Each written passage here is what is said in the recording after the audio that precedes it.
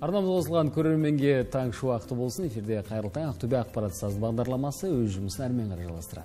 Ал дәл қазір біздің студиямызға жайғасқан қонағымыз бар. Дәл осындай тамаша әндерді шырқайтын, тойдың көркін қыздыратын әншіміз Нұрсәт Серікұлы. Қош келдіңіз. Саламатсыздар ма, қайырлы таң. Көңіл-күй қалай? Өте керемет, өздеріңізде қалай? Тамаша деп айтсақ болады. Енді біз жаңа той халықтың қазынасы деп айтып отырмыз. Осы той саласында жүргеніңізге, жалпы ән шырқап, өнер саласына келгеніңізге қанша уақыт болды? Жалпы нақтылап айтатын болсақ, той саласында жүргеніме 3 жылдан астам уақыт болған екен. Бірақ зырғып өткен уақыт десек те болады. Көзді ашып жұмғандай тез арада өтіп кеткен секілді. Бірақ та әрі қарай одан тоқталмай, зырғыған уақытпен ілесіп, бізде осы халықтың ыстық ықыласына бөленіп, көңіл күйін көтеріп, әрі қарай осы салада жұмыс жасап келеміз. Әрине, той ол өнерлі жандардың негізгі, қалай айтсақ болады, ортасы десек болады. Соның ішінде домбыраны жанына серік еткен жандар дәл сол кез келген қуанышта, мынау жыр термелерімен, өсиет өнегелі сөздермен көптің көңілін көтеріп, және сонымен бірге санасына, ойына, ой салатын дүниелерді жеткізіп отыратын негізгі фольклорлық дәстүр жалғасушылар ғой. Енді осы бір домбыраны жаныңызға серік еткеніңізге қанша жыл болды, және кәсіби түрде осы бір саланы игердіңіз бе, әншілікті, дәстүрлі әншілікті? Жалпы өзімді осы орайда таныстырып өтейін. Өзім осы Ақтөбе қаласы, Ақтөбе облысы Ырғыз ауданы Жайсаңбай ауылында дүниеге келдім.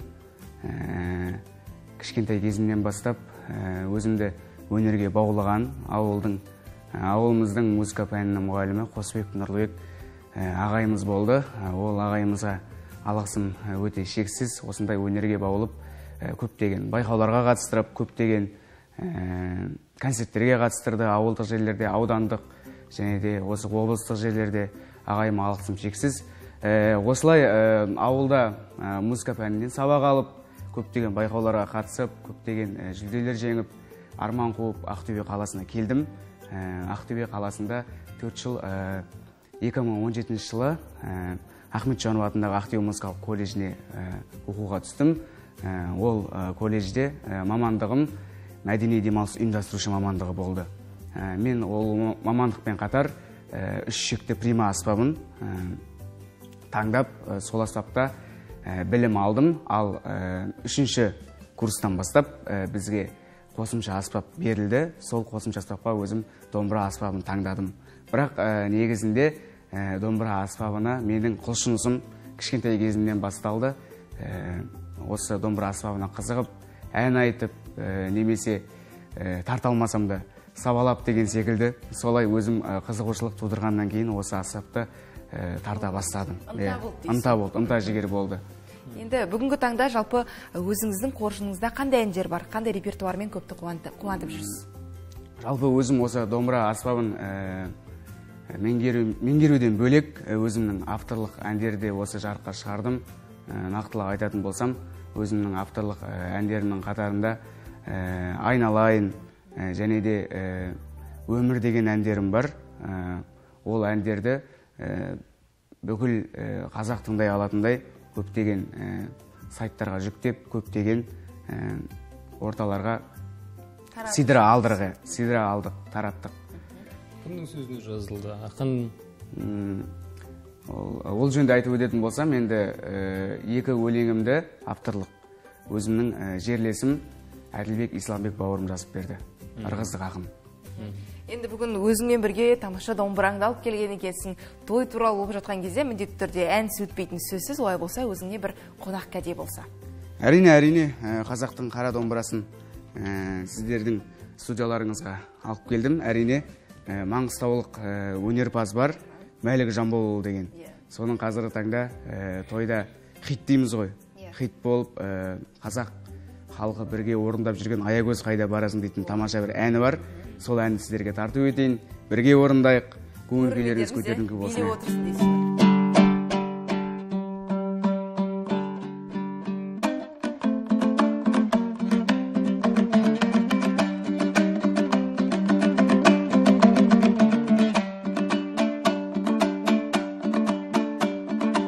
жаным маған дарасың, тұрып сезім қаласын, теңебедім өзіңе көздерімнің қарасын.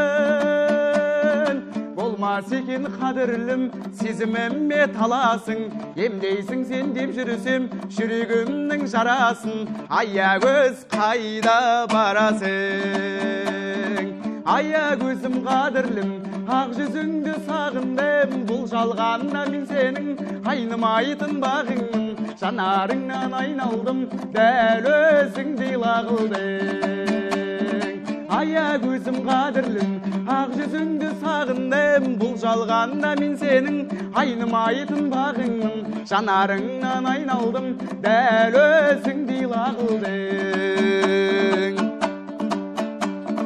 Ардақтайтын алашын, аямайтын бағасын, үй болайық екеуміз бағындырған дарашың. Ата-анам жол қылысын, екі ауылдың арасын, келім болар деп жүрсем, мақтан етер алашым. Аягөз қайда барасың? Аягөзім қадірлім, ақ жүзіңді сағындым, бұл жалғанда мен сенің айнымайтын бағыңмын. Жанарыңнан айналдым, дәл өзіңдей лағылдың. Аягөзім қадірлім, ақ жүзіңді сағындым, бұл жалғанда мен сенің айнымайтын бағыңмын. Жанарыңнан айналдым, дәл өзіңдей лағылдың. Жанарыңнан айналдым, дәл өзіңдей лағылдың. Бай шіркін. Рахмет, Нұрсат, осындай өз әнмен көңілді көтеріп тастағаныңа алғысымды білдіреміз. Енді домбыра ұстаған бала күннен өзің осы бір әуезді әнмен көптің көңілінен шығып жүрсің ғой. Енді беташар рәсіміне қатысасың ба? Және дәл сол беташар қатысатын болсаң, дәл сол беташарда қандай өсиетті, өнегелі сөздерді көп қолданасың? Жалпы кімдердің жазған дүниелерін өзіңе азық ретінде алдың? Беташар жөнінде айтатын болсақ, енді өзім осы кезге дейін бет ашып көрген жоқпын негізі. Бірақ жалпы беташардың болмысын, оның орындалуын аздап білетінім бар. Негізі бет ашқан уақытта ең бірінші екіге бөлінеді дейді ғой. Біріншісі жаңадан түсіп жатқан келінді ағайын тума-туысқа таныстыру, одан кейінгі екіншісі жаңа түскен келінге керісінше ағайын туысты таныстыру. Ең бірінші жаңа түскен келінге өсиет айтылады, одан кейін әзіл қалжыңмен өсиеттер арқылы жалпы ағайын туысты таныстырады. Ал енді қазіргі беташардың кескін келбеті болмаса қалай өзгерді өзің пікіріңше?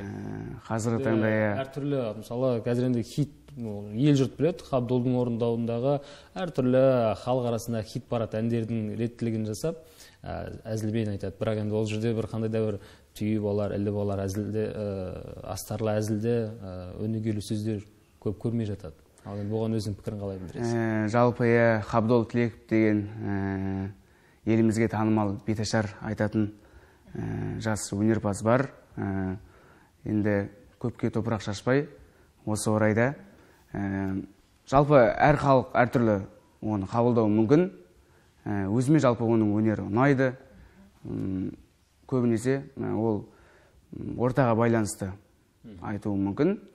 Жастар жағы жақсы қабылдайды деген ниеттемін негізі. Енді әдетте бір құдалықтарда, бір тамаша, бір тәтті шай деп жатамыз, сондай кездерде бір домбырамен ән шырқағанды ұнатып жатамыз. Негізі бұл жерде репертуарды бір азаматтардың өздері таңдайды ма? Қонақтардың әлде өздеріңіздің бір тарту ететін ән жинақтарыңыз бар ма? Негізі біздер тойға шығып жүргендіктен, әртүрлі орта көргендіктен, мысалы туған күндері болса, тұсаукесер, сүндет той, немесе көптеген тойларға барып жүрген кезде ортаға байланысты әндер шырқаған жақсы көреміз. Мысалы туған күнге барғаныңыз, туған күнге байланысты өзінің ретіне қарау керек. Иә, ретіне қарау керек. Сол себепті Нұрсат, дәл қазір енді уақытымыз сиреп жатыр, сондықтан да азайып жатыр, сондықтан да өзіңнен тағы бір қонаққа де болсын, бір шумақ, бір қайырмасымен тағы бір серпілтіп алсаң. Жақсы, тағы да қазақтың қара домбырасымен ағама дейтін өлеңді шырқап берейін. Барша осы Ақтөбе қаласының ағаларына өзімнің туған екі ағама арнаймын. Ағаларымыз аман болсын. Әрбір қазақтың үйінде қуаныш болсын.